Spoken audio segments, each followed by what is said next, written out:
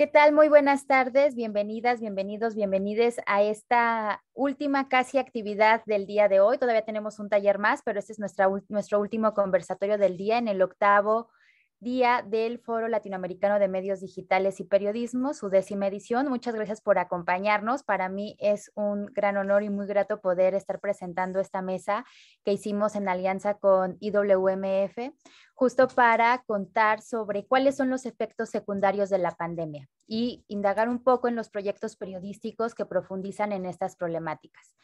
Este conversatorio justo surge con la intención de poder hablar de cómo la pandemia de COVID-19 interrumpió nuestras vidas hace más ya de un año y cómo esto no afectó de igual forma a hombres y mujeres, personas no binarias y otras comunidades como las poblaciones de la diversidad o las personas migrantes.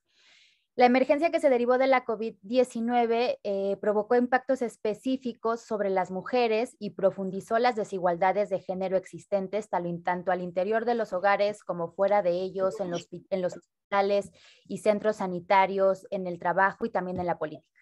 Y por eso se vuelve muy importante analizar cuáles han sido los efectos secundarios de esta pandemia en las personas de los países latinoamericanos, cómo se han abordado desde el periodismo, en trabajos colectivos o individuales que han tenido el objetivo justo de profundizar en estas problemáticas como la violencia contra las mujeres en sus hogares, la situación de las personas migrantes, el personal de salud y las poblaciones de la diversidad. Entonces, bueno, muchísimas gracias por acompañarnos. Yo les voy a ceder la palabra ahora a la moderadora de esta conversación, que es María Luz Noches, de El Salvador, periodista y coordinadora de opinión en El Faro. Muchas gracias por acompañarnos, Malú. Te cedo la palabra.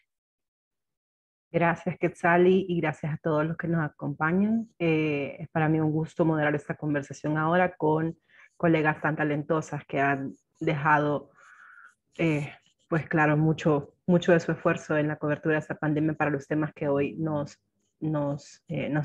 que hoy vamos a abordar. Quiero presentarlas. Ellas son Lisette Lemus, que es fotoperiodista del Diario de Hoy en El Salvador. Luego tenemos a Cindy Espina, que es periodista en El Periódico de Guatemala, y Pía Flores, que es periodista y fundadora en Quórum, también de Guatemala. Bienvenidas. Gracias. Gracias.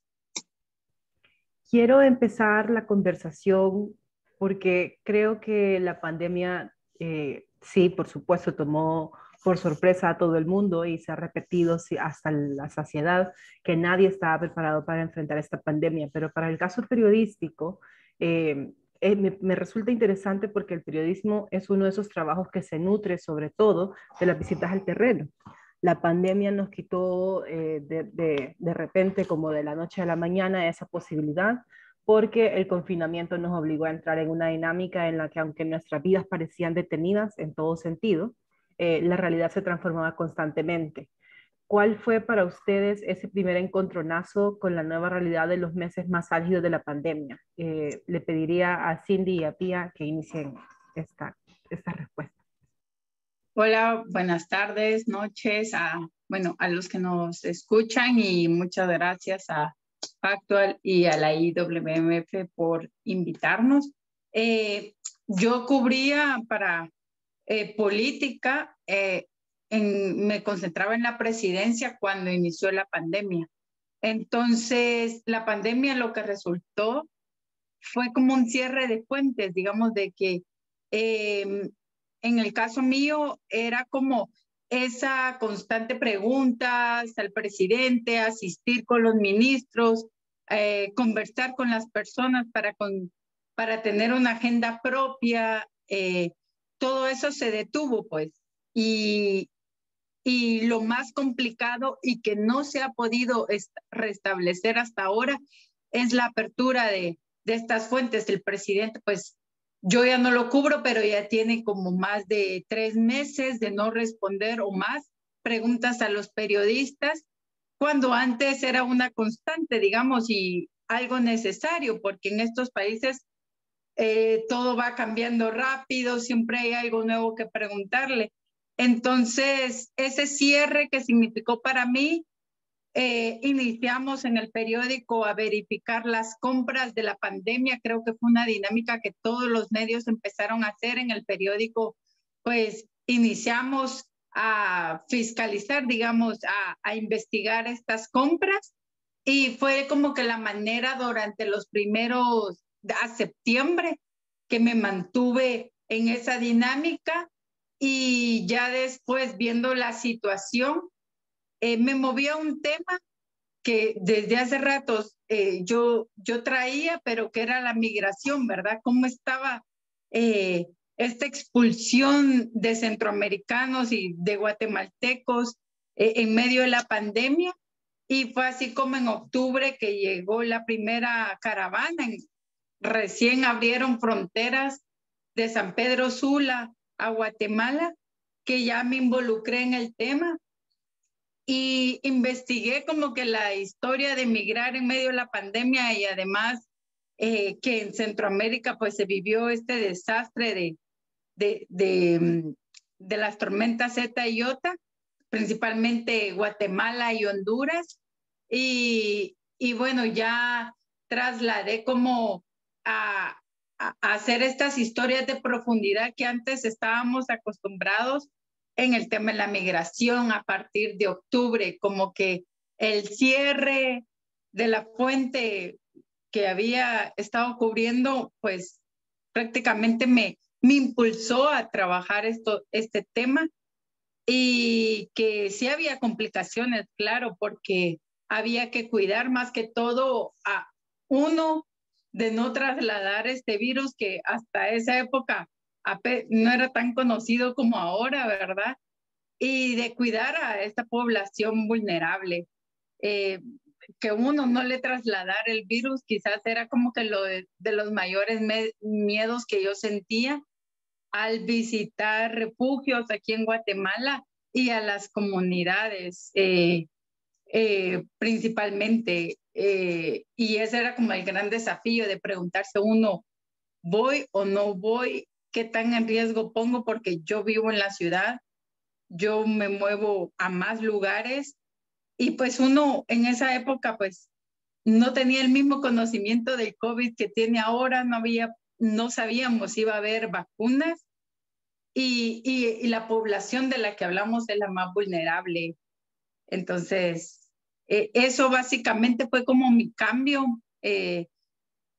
como que aprendí a, diver, a, a diversificar, creo yo, o a dar ese paso a cubrir más este tema, y que el periódico pues ha sabido pues proyectar aquí en Guatemala.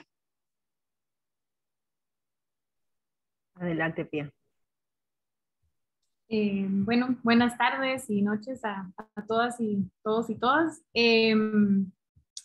Estaba como tratando de hacer como memoria, porque aunque siento que ya pareciera como que si la pandemia fuera eterna, ¿verdad? Pero a mí, digamos, como que mi cambio desde la experiencia personal y profesional como periodista fue que yo estaba muy acostumbrada a trabajar como, no necesariamente sin ir al lugar o los terrenos donde las historias pasan, pero formatos más largos, más espacios, y la pandemia para mí fue un cambio completo de repente, o sea, en vez de estar encerrada, yo nunca había pasado, o sea, desde que comenzó la pandemia, nunca había pasado tanto tiempo afuera realmente, por varias razones. Creo que Guatemala y muchos otros países pues en la región y en Latinoamérica tienen esas como crisis crónicas que tratamos de describir y contar desde el periodismo. O sea, el sistema de salud en Guatemala ya estaba colapsado. El tema de inseguridad, violencia contra las mujeres, contra las poblaciones LGBTQ, o sea, esto ya era un fenómeno, una crisis antes. Lo que pasó en mi caso, porque eso era de ese tipo de temas que yo cubría antes, pero era raro que eran temas como coyunturales, ¿no? Porque justamente pertenecen no solo a grupos en condiciones de vulnerabilidad que a veces como que cuesta que sean temas de coyuntura porque las crisis son permanentes, Entonces, de repente, cuando todo el mundo se encerró, a algunos de esos grupos donde yo ya cubría antes, como en esos formatos largos y lentos y de sumersión, como que cobraban, no quiero que se malentienda, pero como que de repente todas las calles estaban vacías y quiénes eran las personas que quedaban, pues las personas que no tenían la opción de quedarse encerrados. A lo contrario, de repente se les hizo mucho más necesario salir y digo lo de o sea, como que quedaron más visibles, pero al final yo sí creo firmemente que si son o no visibles, eso es una decisión política, ¿no? O sea, uno puede decidir. O sea, ellos no son invisibles, nosotros les hacemos invisibles, ¿no? O podemos escoger darles visibilidad.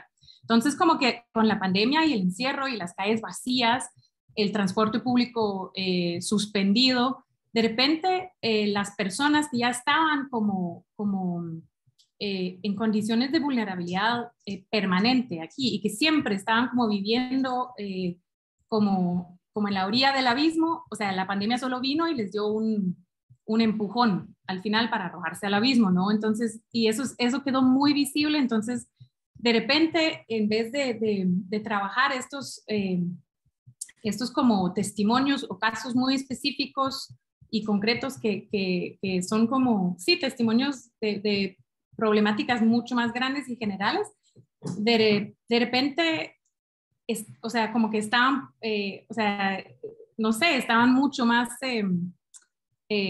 abandonados que antes, o no sé cómo explicarlo, pero como que había una gran necesidad de salir a la calle cuando deberíamos encerrarnos tal vez, pero salir a la calle y contar lo que estaba pasando con todas las personas que no tenían esa opción de encerrarse y que más encima y peor son las personas que si se llegaran a contagiar, pues son igual los más vulnerables, ¿no? Porque no tienen acceso al sistema de salud privada aquí y pues quedarían aún más como afectados. Entonces, de repente eran, para dar algunos ejemplos, pero eran, bueno, las personas que ya vivían en condición de calle, por ejemplo, pero también vendedores y vendedoras ambulantes o sea, que no tenían la opción o que de repente sus ventas obviamente bajaban. Entonces, entre escoger pagar el cuarto donde vivían con sus familias o pagar comida, tenían que ver cómo jugársela así, o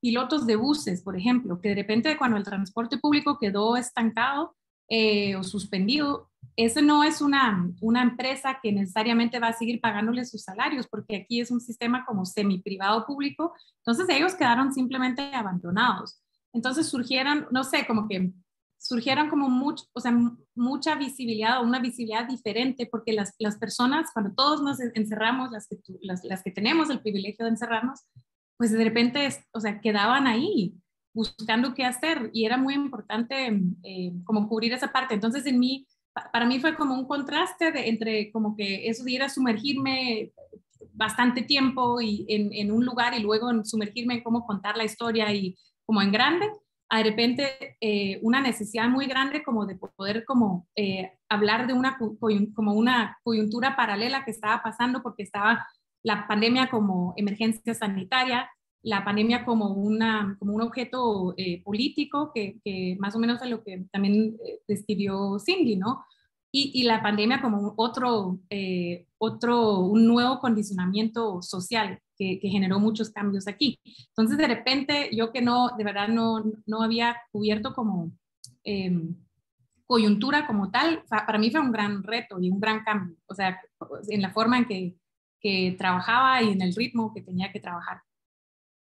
Sí, definitivamente la manera en que cada gobierno decidió afrontar la pandemia marcó mucho la pauta también de cómo nosotros podíamos hacer nuestro trabajo. Aquí, por ejemplo, en El Salvador hubo un cierre por completo y la gente, aunque quería salir a vender porque sobrevive del comercio informal, no tenía posibilidad porque la policía se la llevaba a un centro de cuarentena donde era posible que se contagiara. Pero quiero ocupar este contexto que mencionaban Cindy y Pía, y un poco lo de El Salvador para hablar un poco sobre México también, porque México, contrario a países como El Salvador que vivió un cierre total, como por al menos 4 meses, y en Guatemala que fue más o menos parcial, México estuvo muy relajado en los primeros meses, mientras todos estábamos como mientras en los gobiernos en Centroamérica aquí estaban metiendo miedo y entonces vea que si el que viene de fuera es el que trae el virus y nos va a matar a todos. En México, aunque había mucha gente asustada, el presidente andaba abrazando niños y viejitos. Entonces sí quisiera que Quetzalí nos contara si hubo algún tipo de, es decir, cómo funcionó el desafío, o es decir, si se lo impusieron ustedes mismas como periodistas conscientes de la mortalidad de este virus, o si fue las fuentes que dijeron como, bueno, quizás no vale la pena exponerse tanto, porque tampoco el gobierno está tomando las medidas adecuadas porque qué pasa si yo me enfermo, y porque además México tuvo una de las tasas de muertes más altas en la región. Entonces, por favor, Quetzalí, contanos sobre el caso mexicano. Sí, claro, gracias María Luz. Pues bueno, lo que pasó en México fue que al principio creo que fue más como una responsabilidad social más que por propio mandato del gobierno mexicano, del Estado mexicano cuando arrancó la cuarentena. En nuestro país se decretó el 23 de marzo de 2020, que fue que muchos centros educativos y sectores que no eran considerados como esenciales cerraron, ¿no? Y muchas personas sí nos recluimos en casa, así como religiosamente. Nosotros, en el caso de distintas latitudes, lo que hicimos fue que operamos como en una redacción descentralizada, es decir, tenemos equipo en México y en otros países, y el equipo en México, que era los que asistíamos, por ejemplo, a oficina, nos fuimos a home office desde el 16 de marzo justo de 2020 y no hemos regresado a las oficinas, ¿no? Hasta la actualidad.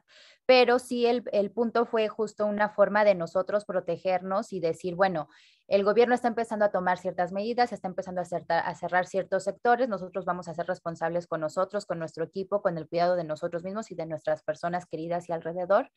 Y ahí también algo que fue muy importante justo de tener una redacción descentralizada es que también cada persona en su país iba tomando las medidas de acuerdo, las iban dictando en sus países, ¿no? Por ejemplo, en Argentina, que también tenemos equipo allá y que también en un principio fueron más rígidas las normas de la cuarentena, nosotros también respetábamos eso, ¿no? Y cuando nosotros estábamos justo en los meses en los que lanzamos una investigación transnacional con otro de nuestros proyectos, que es la Red Latinoamericana de Jóvenes Periodistas, estábamos justo por ver cuál iba a ser esta investigación que íbamos a realizar, y entonces se nos presenta esta opción de analizar a partir de dos integrantes de la red, que era lo que había estado pasando o estaba empezando a suceder cuando los países latinoamericanos empezaron a decretar las cuarentenas con las mujeres en sus hogares. Entonces ahí fue como una situación complicada, difícil, obviamente, porque los periodistas estábamos recluidos en nuestras casas y porque las mismas personas que eran nuestras fuentes también estaban en sus casas, pero queríamos indagar sobre ese tema en específico, que era la violencia contra las mujeres por cuestiones de género. Entonces, pues siempre fuimos como muy respetuosos de que teníamos que hacer un trabajo aún más arduo para localizar a las fuentes y para poder entrevistarlas sin invadir esa privacidad, ¿no? Que no era así, no era como obligatorio ir a hacer una entrevista a un lugar para trasladarnos o citarnos con una fuente en algún lugar, si podíamos hacer una llamada, si podíamos hacer la entrevista en un Zoom, si podíamos hacer la entrevista a través de mensajes de WhatsApp o por correo electrónico. O sea, como que ahí sí tratamos de irnos adecuando a las realidades de las personas en los países, tanto los periodistas como las personas que eran nuestras fuentes, ¿no? Y para el trabajo en específico de Violentadas en Cuarentena, que fue esta investigación que hicimos durante la cuarentena, pues fue muy importante también acercarnos, por ejemplo, a organizaciones de la sociedad civil para poder indagar en el tema, que fueron estas organizaciones de la sociedad civil dedicadas a el apoyo, ayuda a las mujeres que sufren de violencia, incluso sin pandemia. Fue muy importante porque esas organizaciones no pararon, o sea, también fueron organizaciones que estuvieron al pie del cañón cuando estuvimos en aislamiento, haciendo iniciativas para contrarrestar los impactos que se estaban generando. Entonces, pues bueno, ahí fue muy importante acercarnos a estas organizaciones y también estar picando piedra con los sistemas de transparencia, ¿no? En el caso de México, por ejemplo, justo por la pandemia, nuestro sistema de transparencia fue así de que pues nos vamos a demorar muchísimo más de los 20 días hábiles que se supone que puede tardar una solicitud de información porque pues estamos en cuarentena y no estamos trabajando al 100 y está cerrada las instituciones de gobierno por mandato presidencial, etcétera. Y entonces, aunque eso iba a complicar obviamente aún más el reporteo, pues también fue decir, bueno, pues aunque esté encerrado, vamos a hacer la solicitud, aunque tarde muchísimo más tiempo, y ahí quizá tendremos que flexibilizar el momento de hasta qué momento podemos esperar o no esta información o estos datos. Entonces, esas fueron como las situaciones a las que tuvimos que enfrentarnos y que tuvimos que ir sorteando y ser flexibles con el equipo en México, que teníamos bastantes integrantes de la red que estaban colaborando en esta investigación, pero también con el equipo en los otros países, entendiendo que obviamente cada país tenía una realidad distinta en ese momento de la cuarentena. De acuerdo. He dejado para el final de esta pregunta a Lisette, porque su trabajo como fotoperiodista sí requiere estar en la calle constantemente. Es decir, ella no puede decirle a la gente, a ver, ha habido muchos fotógrafos, no fotoperiodistas, que han hecho sesiones de fotos vía Zoom y lo que sea, o FaceTime, pero el trabajo del fotoperiodista no se trata de eso. Entonces quisiera que Lisette nos contara en su caso cuáles fueron las particularidades que enfrentó, eh, porque sí, los periodistas aquí en El Salvador, por ejemplo, imagino que habrá sucedido en los demás países también, estábamos como dentro de las excepciones de los profesionales que podíamos movernos sin ningún tipo de restricción, eh, pero eso no quita que de todas formas haya habido algún tipo de recelo de parte de las autoridades cuando nosotros estábamos haciendo nuestro trabajo, porque claro, aquí en El Salvador al menos se ha querido hacer creer que hemos sido un ejemplo mundial para tratar la pandemia. Así que, Lisette, por favor, contanos cómo fue para vos ese primer como choque de, vaya, yo necesito estar en la calle porque ahí es donde yo puedo hacer mi trabajo, pero hay una pandemia que, para empezar, se llevó a la gente de las calles, eh, pero que de todas formas es una nueva realidad que es importante que yo le muestre a quienes consumen no solo el periódico, el diario de hoy, sino la gente que sigue tu trabajo en otros medios. Sí. Bueno, en primer lugar, gracias por la invitación. Bueno, yo creo que esto de la pandemia nos tomó a todos por sorpresa, ¿verdad? Era algo totalmente nuevo y al principio había como tanta desinformación y teníamos necesidad de saber, vea, y los periodistas y fotógrafos teníamos que estar constantemente actualizándonos con la información que iba saliendo. Bueno, cuando comenzó la pandemia, yo estaba en un puesto en el que yo simplemente estaba en la oficina recibiendo material de mis compañeros, editando y generando contenidos para la página web, entonces contenidos digitales. Pero cuando ya empezó como la parte más fuerte de la pandemia, pues como todo fotógrafo, dije yo no puedo quedarme viendo desde la pantalla lo que está pasando, o sea, tengo que ir a cubrir. Y es así como ya yo empecé ya a incorporarme también en algunas coberturas. Pues la verdad que esto cambió totalmente la forma de hacer el trabajo en el periodismo en general, ¿verdad? Muchos periodistas empezaron a hacer trabajo desde casa, otros empezaron a hacer entrevistas vía teléfono, pero como tú dijiste, el fotógrafo sí necesita ir a la calle, o sea, tiene que estar en el lugar de los hechos, o sea, no se puede dar el lujo de hacer un trabajo desde la oficina.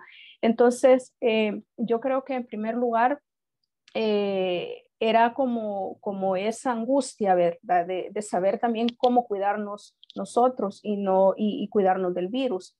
Recuerdo que uno de los primeros trabajos que hice antes que comenzara la cuarentena estricta es un trabajo de cómo los niños percibían la pandemia del COVID-19. Entonces yo había contactado como a varios padres de familia y les había pedido que les pidieran a sus hijos que dibujaran, que me hicieran un dibujo donde ellos retrataran lo que ellos pensaban de la pandemia. Entonces yo quería acompañar esos dibujos con un retrato del niño y entonces ahí es donde ya me topo por primera vez con que, o sea, ¿cómo hacer esto ahora? Porque antes yo hubiera llegado a la casa del niño, hubiera entrado y hubiera fotografiado al niño en el lugar más bonito de su casa o el lugar que yo considero más adecuado, pero ya en ese momento, bueno, primero por consideración de las familias y de los niños, tenía que mantener la distancia y pues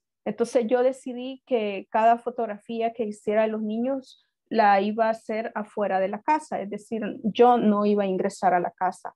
De esa manera estaba cuidando a la familia del niño, al niño, y me estaba cuidando yo también. Entonces, yo creo que ahí una forma de ir cambiando, vea, cómo hacer fotoperiodismo en tiempos de pandemia.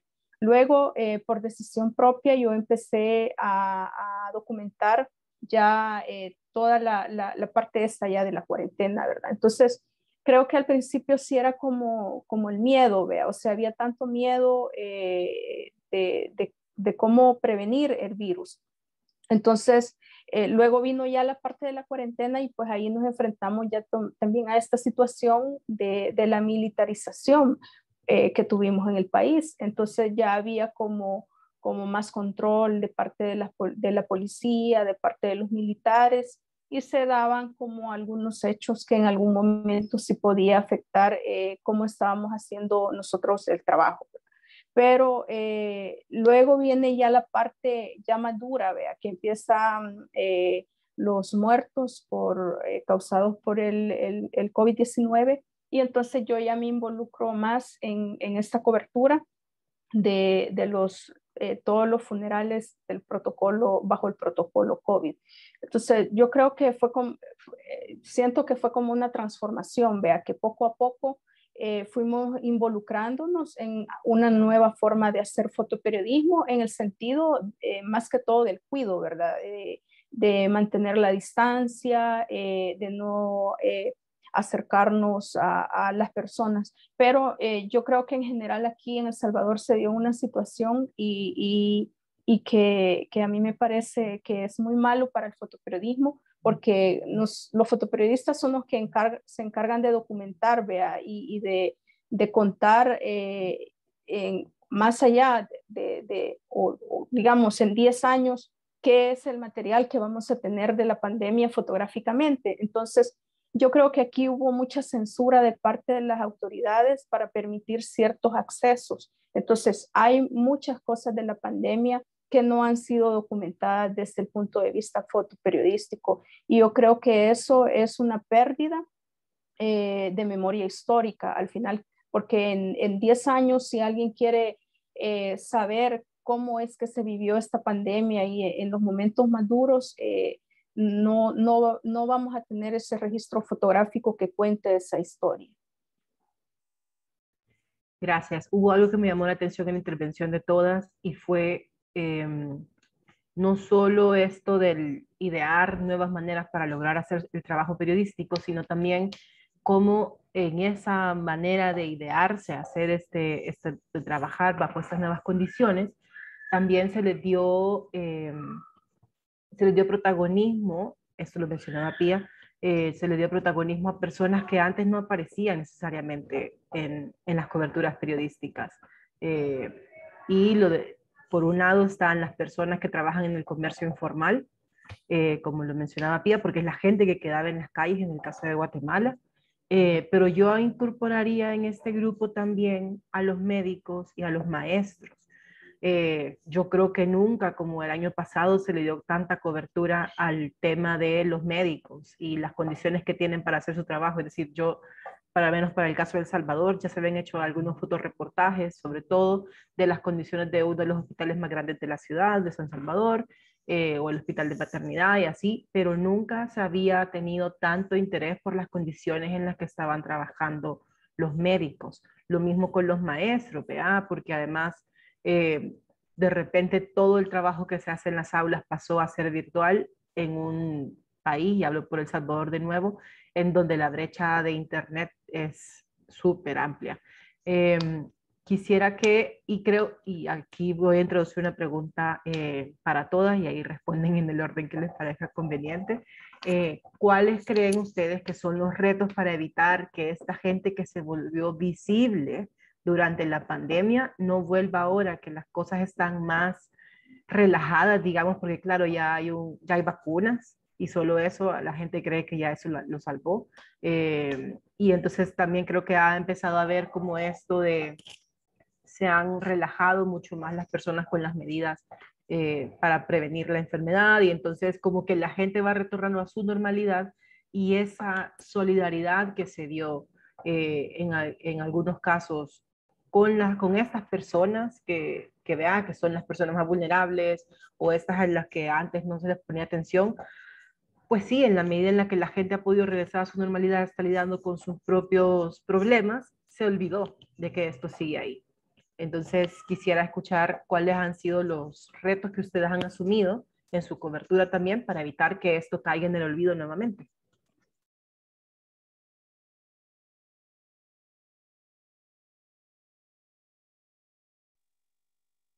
¿Alguna? Bueno, lo voy a hacer yo. Yo creo y he pensado mucho eso, porque sí tiene razón, los doctores, los médicos sobre todo, empezó a ser súper visible, y desde el punto de que también en el caso de Guatemala se empezó, ¿cuánto cuesta una mascarilla? ¿O cuánto le está costando tanta medicina al Estado? Algo que quizás nunca se había cuestionado, pero que se empezó a hablar más, y como hablaba Pía, ¿verdad? De toda esta población vulnerable que quedó visible. Yo en mi caso sí me he concentrado en la sección domingo, que es de la sección dominical desde que trabajo en enero de este año en el periódico, en, en, a, en ir a buscar como estas historias tanto a los municipios y departamentos afuera de Guatemala, desde no solo de migración, sino una comunidad que se está organizando porque no tiene agua, que fue otro de los problemas, que de cierto modo las comunidades lo vivían de manera aislada, pero cuando todo el mundo te decía se tienen que lavar las manos, y con qué agua, ¿verdad? Entonces, he ido como, y de cierta forma como lo mencionaba Pía, ¿verdad? Esta manera de salir de la cobertura que... ¿Me escuchan? Ay, me salí. Sí, te escuchamos, solo perdimos tu imagen. Y yo no sé cómo recuperarla. Perdón, no sé qué sucedió, pero aquí está. Perdón, ¿ahora me ven? Sí, todo Lamento bien, mucho. tranquila. Son cosas que pasan en esta nueva realidad virtual. Entonces, en la sección domingo, pues he tratado de ponerle focos a estas historias, tanto de una comunidad que no tiene agua, y cómo se puede, no solo de sus demandas, sino cómo interpelar a las autoridades para que les den una solución. También las historias de las mujeres violentadas, violencia intrafamiliar, que en Guatemala a inicios de 2021 resultó que en enero hubo una alza de feminicidios, y tal vez eso, ¿verdad? Salir y contar estas historias, a mí en lo personal como periodista, me ayudó a ir hilando fuentes más allá de todas estas, de fuentes de política, que era la que solía tener, pues ahora tengo como fuente la líder de una comunidad, no sé, el agricultor pequeño que maneja una pequeña cooperativa, y pues me ayudó a ampliar las fuentes y ponerle focos, como, porque puede ser que los que más vulnerables salieron, pero a ponerle como que sus problemas individuales. Él es de una comunidad donde no hay acceso a agua, donde no hay acceso a luz, donde el pueblo se levanta a remesas, que es lo que pasa mucho en Centroamérica, y eso creo yo que es la dinámica que he traído desde enero, que que es el reportaje especial de la edición domingo y que ha tenido como que muy buena aceptación, ¿verdad? Como estas historias. ¿Puedo seguir yo? Dale, dale. Yo me quedé callada primero porque pensé, wow, si tuviéramos la respuesta a eso ya estaríamos casi que arreglando muchas cosas aquí, pero se me ocurrió en lo que estaba escuchando a Cindy que a ver, como que por primera vez, bueno, en lo que yo recuerdo, hubo un fenómeno que de cierta forma nos podría afectar a todos, ¿no? O sea, es una enfermedad que podría contagiar y todos podemos contagiar, aunque por supuesto no de la misma forma. Hay personas que son mucho más vulnerables y hay personas que no tienen acceso a la misma respuesta, eso sí. Pero, por ejemplo, algo, no sé, pero yo diría como que cuando en algún momento esto termina, si es que termina en algún momento, tratar de alguna manera como de seguir apelando a las personas que tenemos esos privilegios que también nos vimos amenazadas, ¿no? No para comparar las condiciones, pero por ejemplo, o sea, han habido historias o como denuncias públicas o temas que se han hablado aquí, incluso personas que tenían acceso, por ejemplo, a través de un seguro, a hospitales privados y o sea, que no han podido recuperar el cuerpo de su familiar que falleció porque simplemente no han podido pagar las cuentas.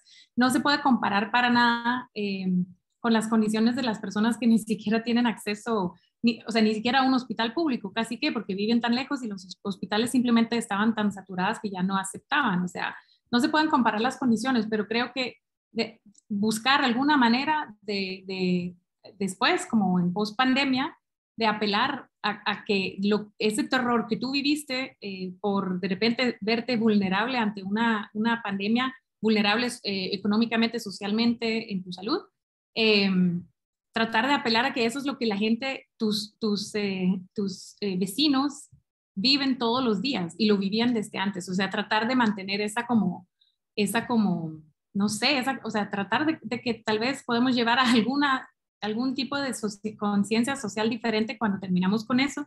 Y otra cosa que también me quedé pensando es como que la pandemia y el encierro también vino como a poner como en muy claro algunos datos que muchas de las periodistas que ya habíamos trabajado con la violencia contra las mujeres en mucho tiempo, como que vino a concretizar algo. Por ejemplo, hubo una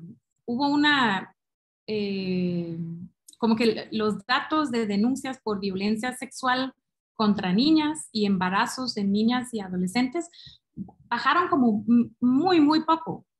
Entonces eso, o sea, es imposible si las niñas ya no van a la escuela, si ya no van a la iglesia o si ya no van en la calle porque todas estábamos encerradas. O sea, es imposible, o sea, no se van a embarazar solas.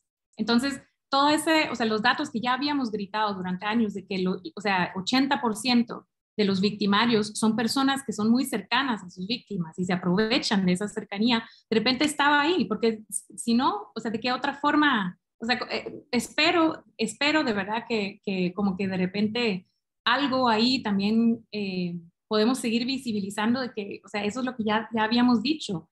Es horrible, pero ya era horrible. Entonces ahora hagamos algo diferente. Entonces, no sé, como tratar de poner en juego cómo incluso cómo nuestra realidad se cambió tanto, pero para algunas simplemente no cambió. O sea, tal vez incluso empeoró, ¿no? Porque ahora estaban encerradas 24 horas al día con sus agresores, por ejemplo. Sí, ahí bueno, para el caso de El Salvador, Malu, hablando como de temáticas, ¿verdad? Que no deberían quedar olvidadas, a mí me llamó mucho la atención este tema de la gente que vive en los mesones. Es decir, cuando vino la pandemia y luego vinieron estas dos tormentas que afectaron Centroamérica, la gente que vivía en esos espacios tan pequeños llamó la atención, ¿verdad? No sé si recuerdan, no solo pasó creo que en El Salvador, sino que en otros países también donde la gente salía con sus banderas a pedir ayuda. Entonces, Aquí, por ejemplo, en El Salvador, nos dimos, o sea, llamó mucho la atención eso, ¿vea? De la gente que vivía en esos espacios tan reducidos, con mínimas condiciones, o sea, en espacios tan pequeños y que les falta tanto. Entonces, a mí, bueno, yo creo que esa es una buena temática de abordaje sobre el acceso a la vivienda, ¿vea? Que no debería quedar olvidado después de la pandemia. Y yo creo que bueno, y de aquí en El Salvador se ha generado mucho, también creo que hay como mucho material para empezar a trabajar temas que tienen que ver con las compras que se realizaron durante pandemia, sobre el acceso a información, de toda esa información que no se ha tenido durante todo este tiempo, ¿verdad? Entonces, quizás puntualizando esos temas para no dejarlo de un lado, ¿ve? Y darles como seguimiento. Quiero hacerte, Quetzali, una pregunta más específica porque creo que, como lo mencionaba Pía anteriormente, en este tiempo en el que todo el mundo estuvo encerrado fue más evidente, tal vez no las alzas, pero los números de denuncias que se registraron de violencia contra la mujer, los feminicidios también, porque justo la pregunta era cómo vaya. En países predominantemente machistas, en donde a diario las mujeres sufrimos distintos tipos de violencia por el hecho de ser mujeres, por estar en la calle, ahora que todo el mundo está encerrado, siguen pasando estas cosas, ¿ya? Lo que desmitifica justamente eso de que son los hombres malos que se esconden en un callejón oscuro los que te hacen daño.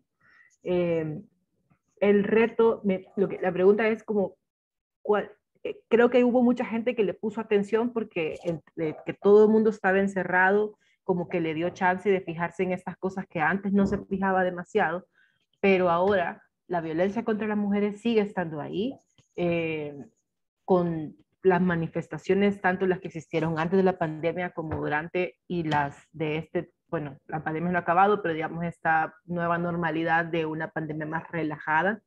El reto sigue siendo cómo volver esta información, estas historias, a algo que sea de relevancia para todos, no solo de los mismos grupos de siempre, vean, las activistas, las mujeres periodistas y los hombres periodistas, por supuesto, que se encargan de hacer ese tipo de cobertura. Pero ¿qué pasa? ¿De qué manera logramos romper esa barrera que se quebró un momento durante la pandemia con estos casos, pero que ahora parece que vuelve a subir? Sí, justo ahí era lo que yo iba a comentar cuando acabó su intervención, Pía, porque nosotros, bueno, nosotras que fuimos un equipo bastante amplio, nosotros conformamos un equipo de 66 personas entre periodistas, ilustradoras, fact-checkers, diseñadoras, analistas de datos, visualizadores, etcétera, para justo hacer una investigación transfronteriza que fue Violentadas en Cuarentena. Nosotros en Violentadas en Cuarentena justo surgió la inquietud por dos periodistas, una en Argentina y uno en Colombia, cuando los organismos internacionales empezaron justo en alertar que la violencia contra las mujeres podía incrementarse en los sistemas o en los momentos de la cuarentena y de aislamiento social, porque las mujeres iban a estar con sus principales agresores dentro de su casa. Y esto iba a inhibir muchas otras situaciones que podría haber, que eso lo vimos mucho ya con la data, analizándose aquí. Había países en los que si comparábamos los datos de 2020 con los de 2019, decían que había menos denuncias, por ejemplo.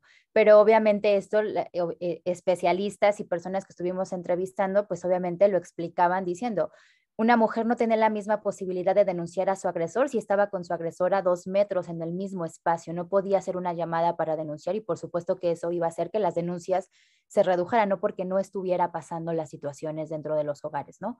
Entonces nosotros fue así que a partir de esta inquietud nos propusimos analizar cuáles eran las medidas que estaban tomando los estados latinoamericanos en 19 países de América Latina y el Caribe para contrarrestar los efectos de la pandemia en la violencia contra las mujeres.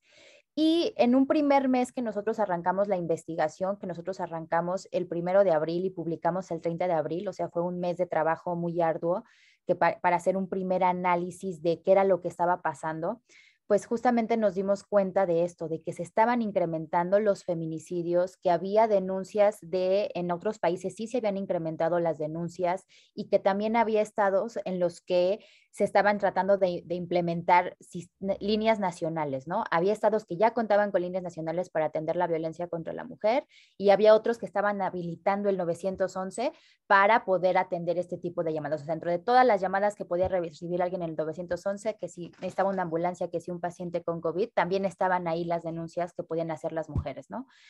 Entonces fue cuando nos dimos cuenta que necesitábamos profundizar aún más y ampliamos nuestro espectro de investigación para una segunda fase que publicamos en noviembre del año pasado, que fue justo indagar en los primeros 4 meses de cuarentenas, donde en los países eran distintas las medidas, como lo comenté al principio, había países donde eran más rígidas y otras donde eran más flexibles, pero con esas particularidades fue que intentamos analizar cómo es que se había presentado la violencia contra las mujeres. Entonces, les voy a pasar aquí rápidamente una presentación que ya habíamos preparado para contarles cómo fue que se presentó.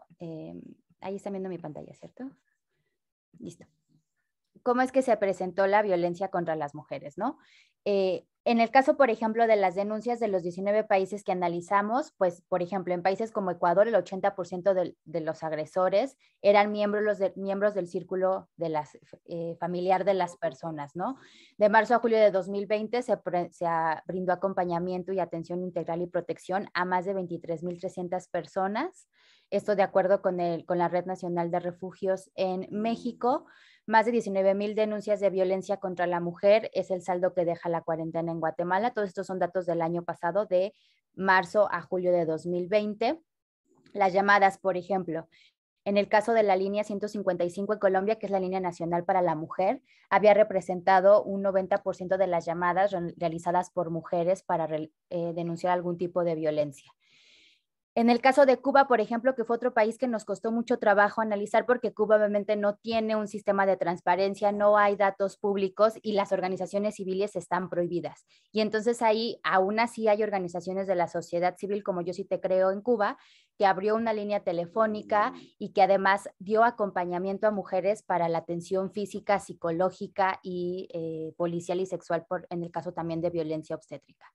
En Puerto Rico se gestionó en Puerto Rico hubo un trabajo muy importante de las organizaciones de la sociedad civil, la línea Estamos para Ti, creada totalmente con una base comunitaria que brindaba servicio pues a las mujeres sobrevivientes de violencia.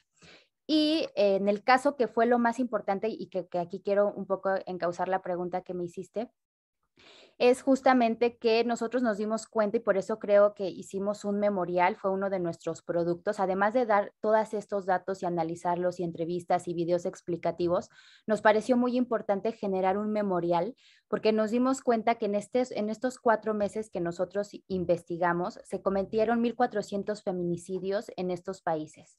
Esta data la obtuvimos a partir de solicitudes de información, pero también con monitoreo de prensa y con datos de las organizaciones de la sociedad civil que justo se encargan de contar los feminicidios en los países. Esto quiere decir que 11 mujeres fueron asesinadas en América Latina por el hecho de ser mujeres durante los 4 primeros meses de la cuarentena en los países latinoamericanos. Brasil representó el país con más feminicidios, con 429, México con 324, Colombia 154, Argentina 97 y Honduras 86. El caso de Honduras es muy representativo porque es un país muy chiquito con poca población. O sea, por ejemplo, México y Brasil tienen mucha densidad de población, pero Honduras no. Entonces ahí es donde también nos estamos dando cuenta de cómo se está presentando esta violencia estructural. Y por eso fue que hicimos este memorial, que era el que les contaba, que era una forma también de un ejercicio de memoria para todas estas mujeres que murieron en ese mes, ¿no? Entonces nosotros construimos este memorial de los 361 casos de feminicidios que fueron cometidos en estos 19 países durante el primer mes exacto de la cuarentena. Desde el momento 1 en el que los países fueron entrando en las cuarentenas fue que nos dimos a la tarea de rastrearlos y descubrimos pues estos casos, ¿no? Como había comentado anteriormente, México y Brasil son los países que encabezan los más altos números y también nos dimos a la tarea de crear historias, perfiles de mujeres desde una visión interseccional para contar las historias y darles rostro a las mujeres que fueron asesinadas. Elegimos 5 historias en Cuba, en México, en Puerto Rico, en Guatemala y en Ecuador, que son las que representamos en estos perfiles. Entonces, pues eso creo que es algo muy importante. O sea, se presentó esta situación. La violencia contra la mujer es algo que existía desde antes de la pandemia. Por supuesto que con la pandemia y con la cuarentena se incrementó y era importante también tener un registro y un análisis de lo que estaba pasando.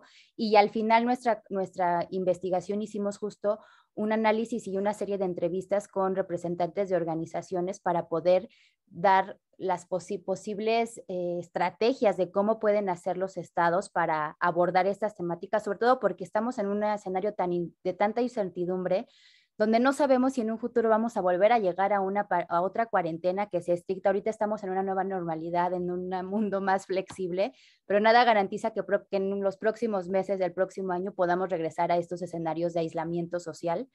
Y ahí es donde los gobiernos, las organizaciones, los estados deben de tomar esas medidas para contrarrestar esto que se incrementó y que sí representó algo muy contraproducente para las mujeres en el tiempo de la cuarentena, ¿no? O en el aislamiento social. Ok, de igual manera que el virus que todavía está rondando por ahí, hubo otras prácticas que llegaron para quedarse, como por ejemplo retrasar la entrega de información a periodistas de parte de los gobiernos, la corrupción que se incrementó, digamos, en los países también con las compras relacionadas con la pandemia, y por supuesto la violencia que ha estado siempre ahí y ha tenido distintas manifestaciones. Quisiera que Cindy nos comentara un poco sobre, porque sé que hace cobertura también sobre poblaciones LGBTI, y entonces cuando las cosas empezaron a normalizarse, hubo una de las maneras en las que la gente empezó a, a demostrar que, pues sí, las condiciones habían sido tan agraviantes que no tienen otra manera de sobrevivir, fue la caravana que partió de Honduras. Luego Guatemala la encontró con mucha violencia, y entonces las caravanas no, se volvieron algo habitual desde 2007, lamentablemente, eh, pero creo que tienen, por ejemplo, en los casos de las mujeres, pero también de las poblaciones LGBTI, como casos específicos, ¿verdad? Porque obviamente empezar el camino en una caravana es quizás o presenta algunas ventajas y otras desventajas también que hacerlo por cuenta propia no generaba antes de 2017. Quisiera que Cindy, que estuvo en la cobertura de Guatemala en octubre de 2020, nos contara un poco más sobre cuáles fueron esas variantes que descubrió en su cobertura. Bueno, sí, lo que fue el 1 de octubre, Guatemala tenía un mes, creo, 15 días de haber abierto las fronteras con Honduras y El Salvador y México. Entonces sale esta caravana que cuando pues nos decían no deben de ir juntos, todos iban juntos, pero pues no llegó muy lejos, llegó Badondo, queda que a 20 kilómetros, sin mucho de la frontera con Honduras.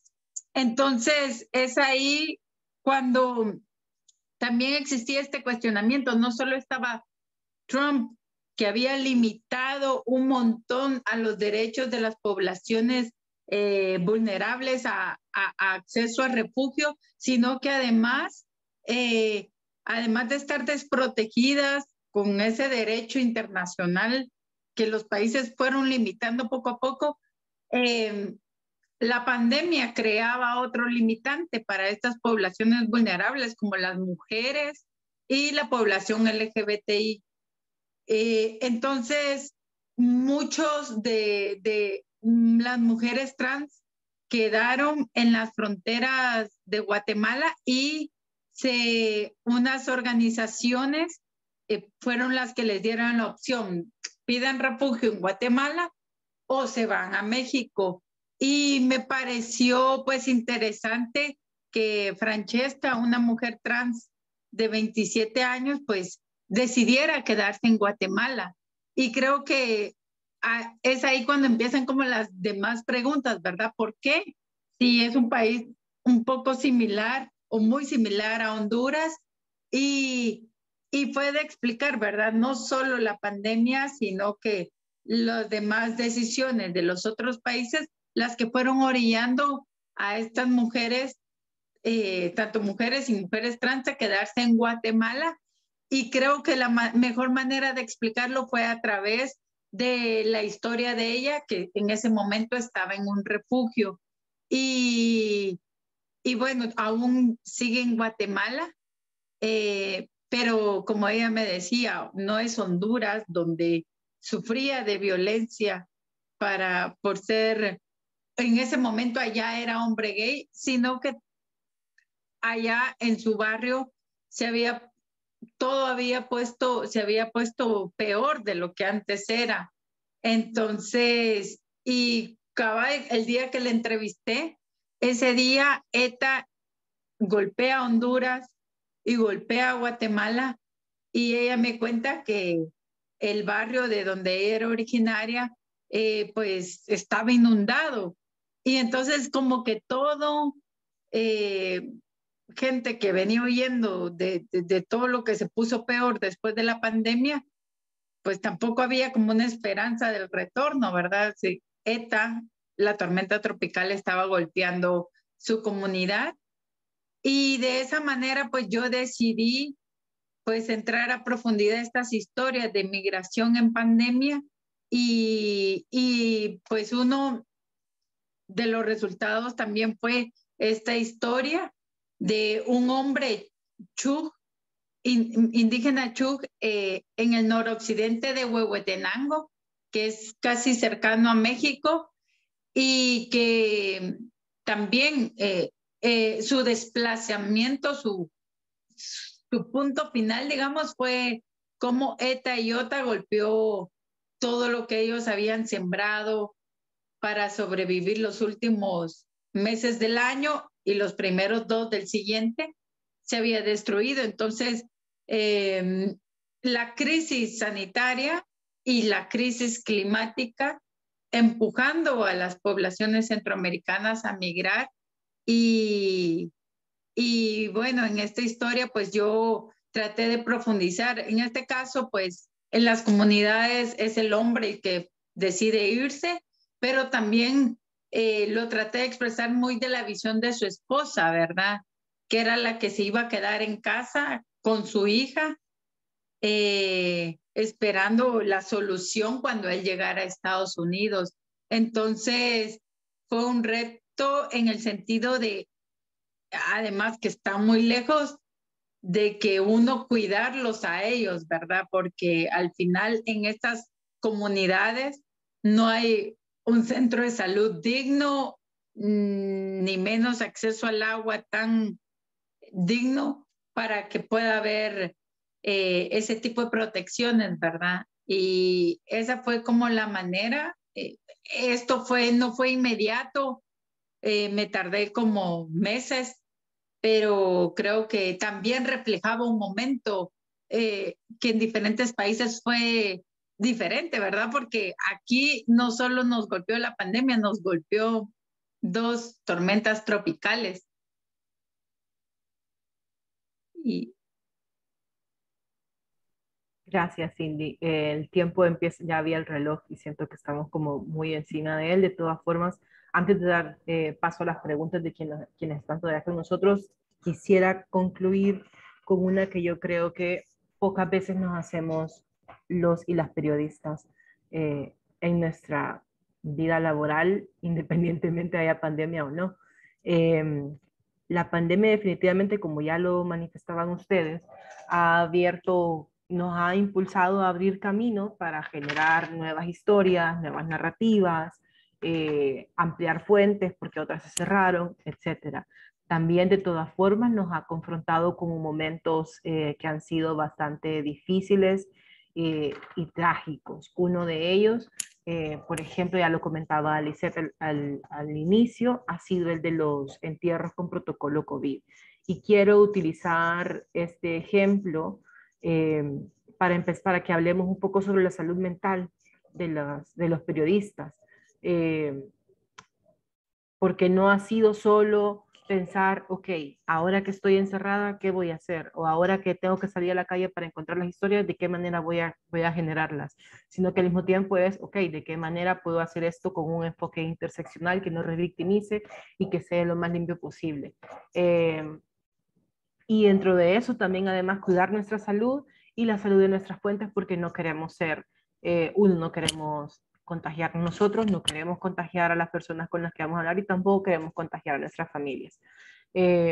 Quisiera partir por el caso de Lisette, ella que estuvo tan cerca, digamos, porque además la muerte por COVID es como lo más solitario que ha habido en este contexto. Sí quisiera que partiéramos de la experiencia de Lisette cubriendo los entierros con protocolo COVID, que la pusieron ahí en un lugar privilegiado, pero que al mismo tiempo no le permitía hacer otras cosas con su familia porque estaba expuesta de esta manera. Entonces quisiera que nos contara no solo su experiencia desde ese punto de vista privilegiado como fotoperiodista, sino también de las afectaciones que tuvo personalmente para ella. Gracias. Sí, bueno, yo creo que eso de la muerte es como bien complicado y a veces cuando veo para atrás digo yo, no estábamos preparados, ¿vea? Y sobre todo para ese proceso social, porque la muerte no solo es un proceso, digamos, biológico, sino que también un proceso social. Y como proceso social tenemos nosotros todos estos rituales, ¿vea? De despedida, la velación, los rezos, los cultos, dependiendo de las religiones. Entonces, yo creo que, y bueno, y esa ceremonia en sí, ¿verdad? Nos ayuda de alguna forma a aliviar quizás ese momento de angustia, ese momento de dolor que estamos viviendo. Para la persona que va a pasar eh,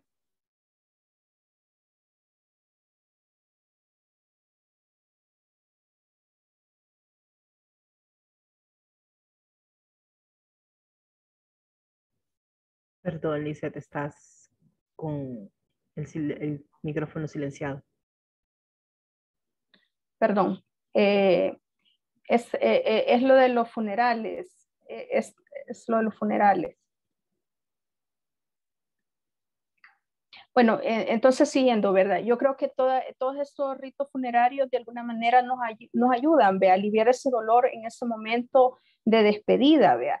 Y pero la parte más difícil, digamos, de todo este ritual funerario es esta parte, ¿vea? Del entierro, del sepelio, porque es el momento en que la familia y, digamos, toda una comunidad se despide totalmente ya del cadáver de la persona. Entonces todo esto se rompió, vea. Entonces yo me dediqué durante varias semanas a hacer, a documentar, digamos, los protocolos COVID en un cementerio de una municipalidad aquí que es de las más grandes. Entonces, fue como bien duro, ¿verdad? Ver esos sepelios donde la gente no podía, digamos, despedir a su familiar. Es decir, solo podía entrar una persona en un proceso bien rápido porque solo llega el ataúd, lo bajan, lo desinfectan y de una vez es enterrado, ¿ve? Entonces, la verdad que fue como bien duro también para las personas que hacían estos entierros porque de alguna forma ellas se convirtieron, vea, en esas personas que estaban dando la despedida a los cadáveres en ese momento. Entonces, bueno, algo que me pasó en esta experiencia fue que primero creo que cuando fui a cubrir este tipo de funerales, aprendí de alguna forma también a cuidarme más del virus, vea. Y segundo, pues tuve que tomar una decisión drástica porque yo estaba viviendo en la casa de mi madre y entonces, cuando ya empecé a cubrir estos protocolos, tomé la decisión de irme a vivir sola, ¿vea? Porque me daba tanto miedo que yo que estaba en contacto con todos estos procesos y no solo con el proceso de los sepelios, sino que también algunas coberturas en otros ámbitos, podría llevar el virus a mi casa. Bueno, pero no sé, yo sí me interesé bastante por cubrir esto de los funerales. Me llamó la atención y fue por mi decisión ir varias veces y tener contacto con las personas que hacían estos procesos. Pero nunca pensé que lo iba a pasar, ¿vea? Entonces, esta última foto precisamente es ya de marzo de este año y fue la despedida de mi abuelo. Él murió de neumonía, pero jamás se le hizo la prueba. Entonces, a él, cuando murió en el hospital, le aplicaron el protocolo COVID. Entonces, no sé, de alguna forma yo sentí que como haber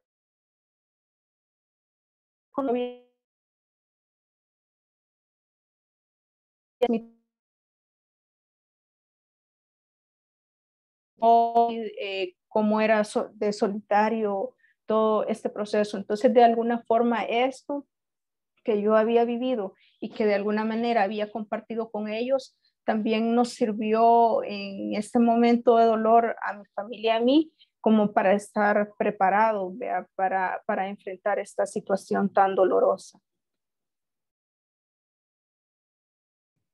Gracias, Lizeth, por compartir tu experiencia. Quisiera escuchar a Quetzali, Pía y Cindy sobre cómo para ellas, o si tuvieron un punto de quiebre en el que dijeron como, ok, esto ya es demasiado, o con solo decir estoy quemada, porque claro, además al trabajar desde la casa, nuestras casas se convirtieron en nuestras oficinas, de las que cerras la computadora, te vas al sillón o a la cama y te levantas y estás ya frente a la computadora, como esos espacios que teníamos de relajación, decir, bueno, dejo esto en la oficina y lo veo hasta mañana, ya no existe ese corte. Así que para cerrar me gustaría escucharlas en el orden Pía, Quetzali y Cindy.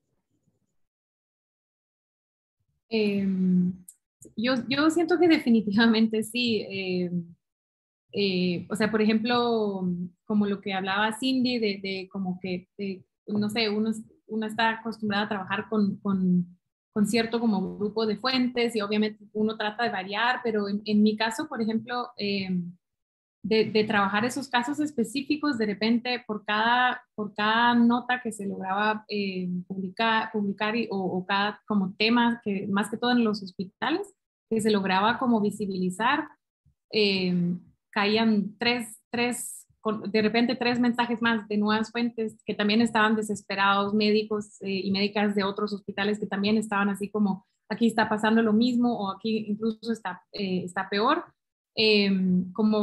porque como que hubo como un desbalance en el desbalance, ¿no? Porque ya los mismos problemas ya estaban, de repente solo era todo al mismo tiempo, ya eran los hospitales, medicamentos, junto con todo lo otro. Entonces, sí habían como momentos donde, o sea, donde ya no daba abasto para, por ejemplo, hacer nota de todo, pero comenzar como directamente a tratar de verificar con las fuentes y comenzar como a hacer las mini notas en redes, directamente en redes, porque ya simplemente no daba abasto.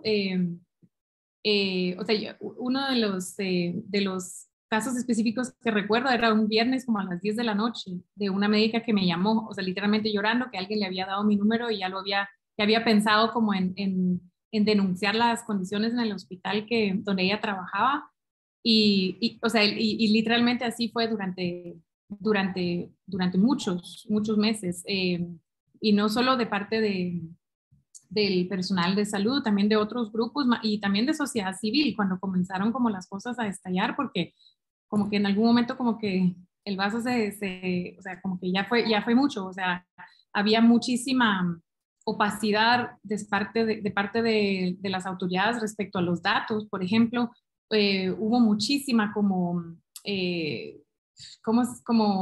sea, descalificación entre el gobierno, periodistas, incluso contra su propio personal de salud, Entonces, como que encima de todo eso había como un nivel de conflicto social que ya estaba como burbujando, que fue muy fuerte. O sea, si lo pensamos solo en que desde que se declaró pandemia en Guatemala, que fue el 13 de marzo oficialmente de 2020, han habido 3 cambios de ministro de salud. O sea, como que no ha habido estabilidad en nada.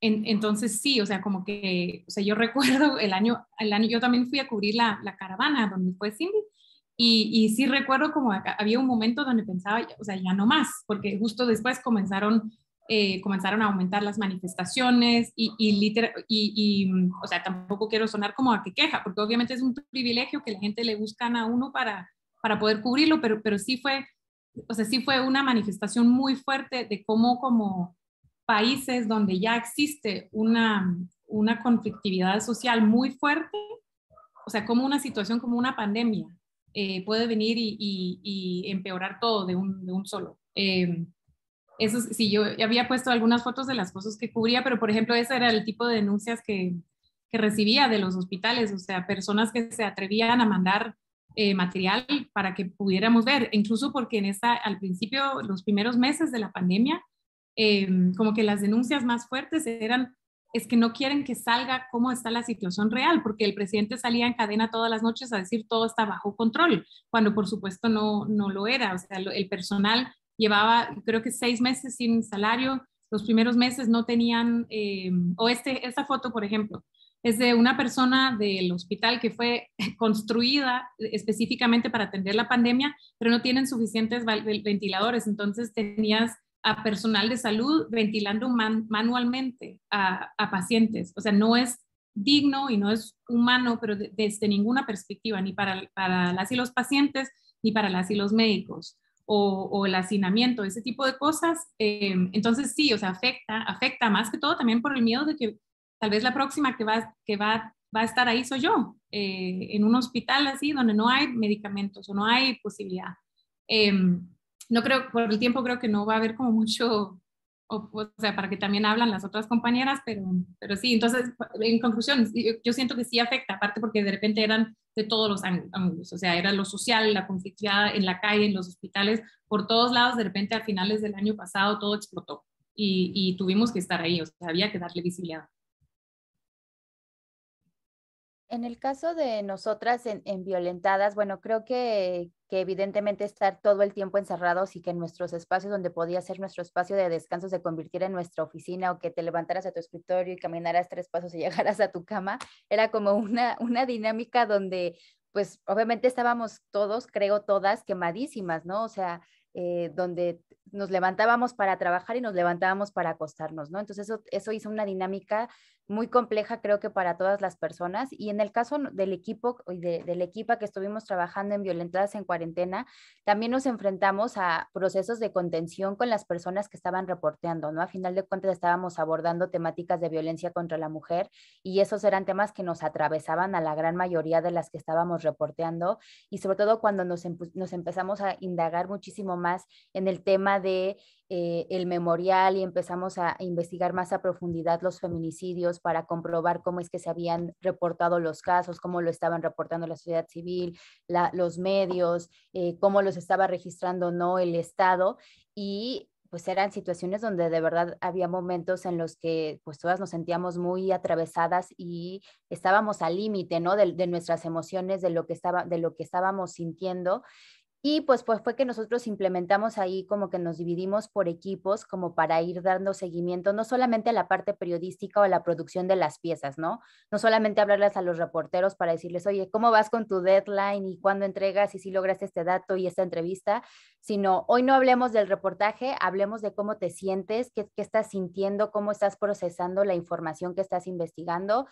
Tengamos esos momentos de conversación, esos momentos de escucha, y después entonces veamos en acciones donde quizá podemos extender el deadline, o quizá podemos involucrar a otra periodista que te pueda apoyar en esto porque tú estás muy rebasada. Entonces eso fue como algo muy positivo que hicimos también con el equipo, porque pues era necesario, o sea, estábamos encerrados, era una carga emocional muy importante.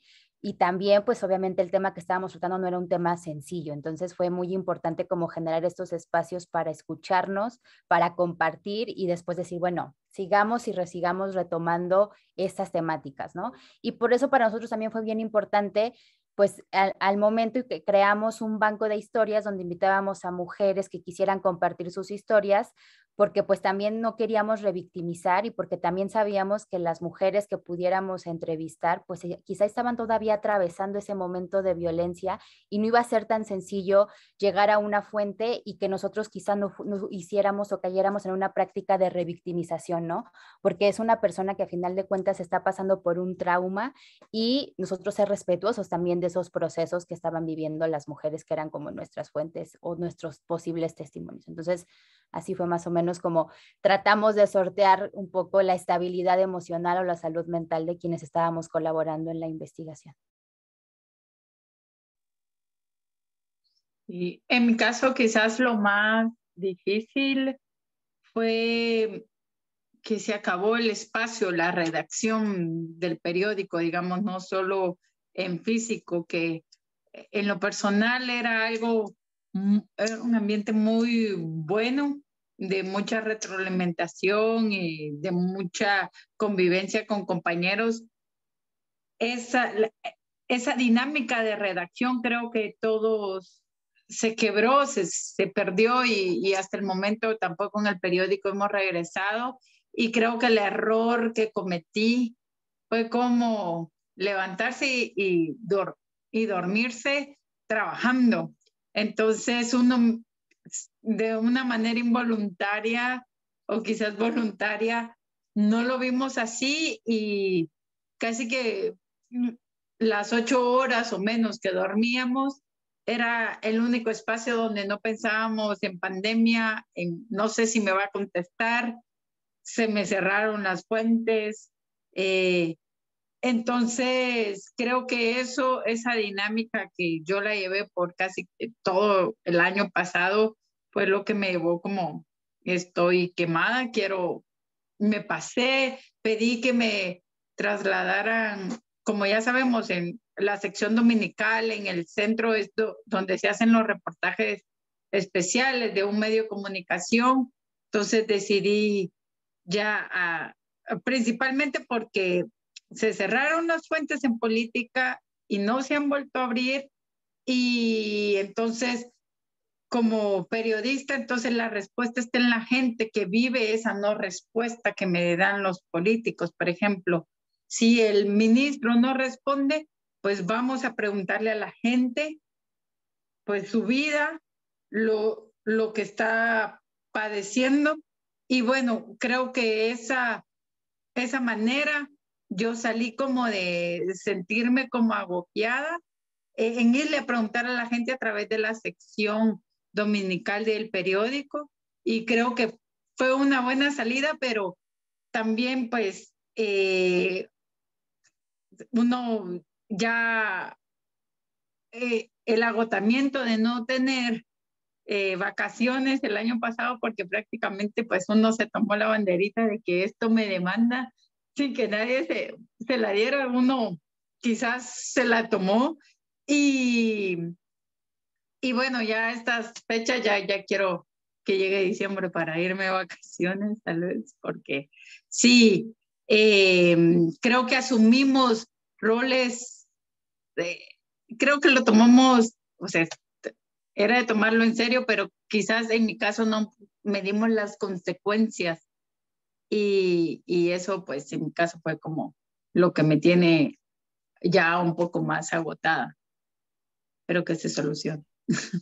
Sí, creo que es importante que cada una mencionó como una manera en la que, o sea, uno es identificar ese punto de quiebre en el que, como decía Pía, ay, hasta puede sonar desagradecido, es que las fuentes me buscan y ya nada, pero también saber admitir cuando no se le puede dar respuesta a todo.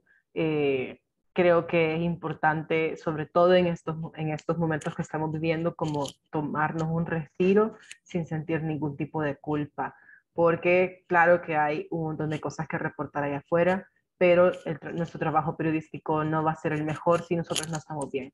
Entonces, con eso me quedaría yo. No sé si hay alguna pregunta, Quetzali, de parte de la gente que nos está escuchando. No, justo fíjate que puse hace un rato que si alguien tenía alguna pregunta y hasta el momento no, entonces invito de vuelta a las personas. ¿Hay alguien que quisiera preguntar algo o hacer algún comentario?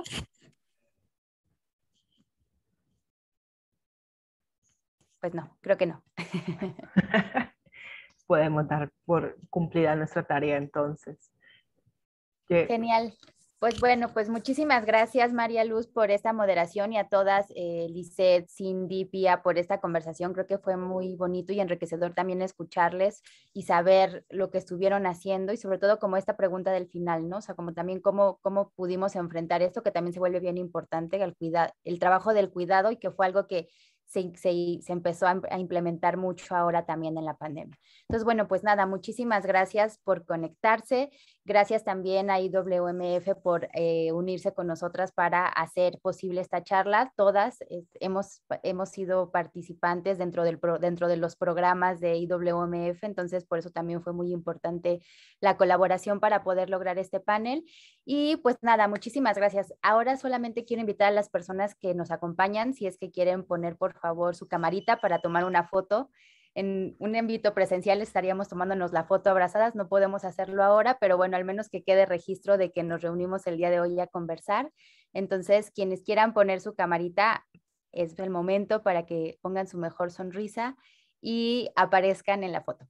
Entonces, la foto sale en 3, 2, listo. Va de vuelta porque me salió mal. Esperen. Otra vez. 1, 2, 3. Muchísimas gracias por acompañarnos a este conversatorio. Seguimos mañana todavía con un par de actividades más y es nuestro día de cierre del 10º Foro Latinoamericano de Medios Digitales y Periodismo. Muchísimas gracias María Luz, Cindy, Lisette, Pía y Claudia de IWMF por acompañarnos en este conversatorio. Que tengan bonita tarde. Muchas gracias. Feliz día.